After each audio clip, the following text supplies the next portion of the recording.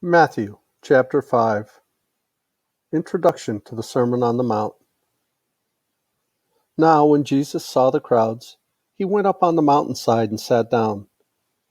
His disciples came to him, and he began to teach them the Beatitudes. He said, "Blessed are the poor in spirit, for theirs is the kingdom of heaven. Blessed are those who mourn, for they will be comforted. Blessed are the meek, for they will inherit the earth. Blessed are those who hunger and thirst for righteousness, for they will be filled. Blessed are the merciful, for they will be shown mercy. Blessed are the pure in heart, for they will see God. Blessed are the peacemakers, for they will be called children of God. Blessed are those who are persecuted because of righteousness, for theirs is the kingdom of heaven.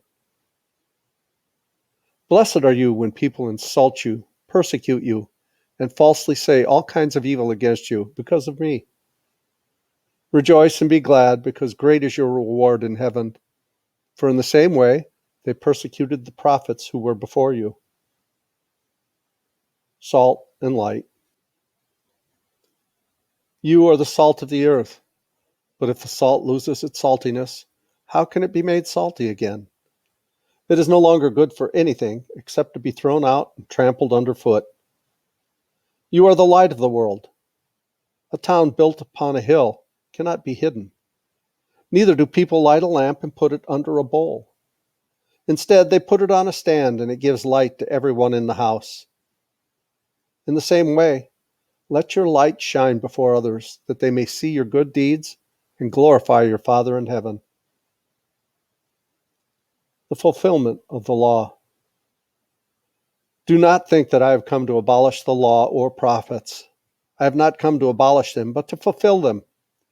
For truly I tell you, until heaven and earth disappear, not the smallest letter nor the least stroke of a pen will by any means disappear from the law until everything is accomplished.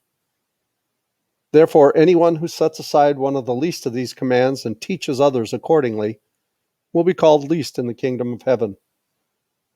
But whoever practices and teaches these commands will be called great in the kingdom of heaven. For I tell you that unless your righteousness surpasses that of the Pharisees and the teachers of the law, you will certainly not enter the kingdom of heaven. Murder. You have heard that it was said to the people long ago, "You shall not murder, and anyone who murders will be subject to judgment." But I tell you, anyone who is angry with a brother or sister will be subject to judgment. Again, anyone who says to a brother or sister, "Raka," is answerable to the court, and anyone who says, "You fool," will be in danger of the fire of hell. Therefore, if you are offering your gift at the altar, and there remember that your brother or sister has something against you, leave your gift there in front of the altar. First go and be reconciled to them, then come and offer your gift. Settle matters quickly with your adversary who is taking you to court.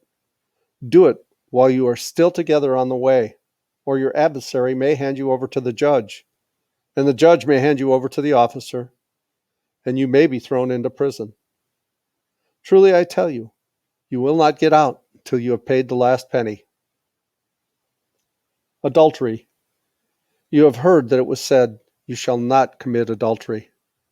But I tell you that anyone who looks at a woman lustfully has already committed adultery with her in his heart. If your right eye causes you to stumble, gouge it out and throw it away.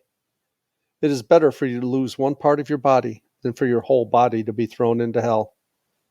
And if your right hand causes you to stumble, cut it off and throw it away. It is better for you to lose one part of your body than for your whole body to go into hell. Divorce. It has been said, anyone who divorces his wife must give her a certificate of divorce.